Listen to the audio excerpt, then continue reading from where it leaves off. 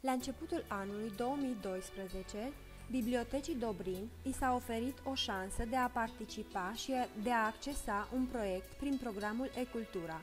Nu se poate descrie bucuria pe care am avut-o când am fost anunțați că Biblioteca Dobrin se numără printre cei 33 de câștigători din toată țara.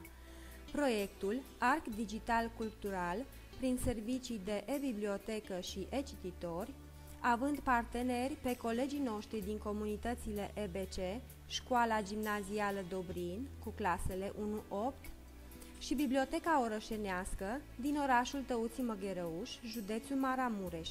S-a desfășurat pe parcursul a 5 luni, din mai până în octombrie. Scopul proiectului este de a contribui la creșterea gradului de cultură a populației din comunitățile Dobrin și Tăuții Măgherăuș, ca urmare a utilizării serviciilor de tip e-bibliotecă și e-cititor.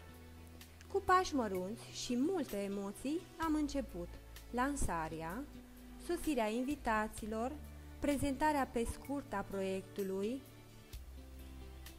și o dulceață de fetiță ne invită în lumea cărților electronice.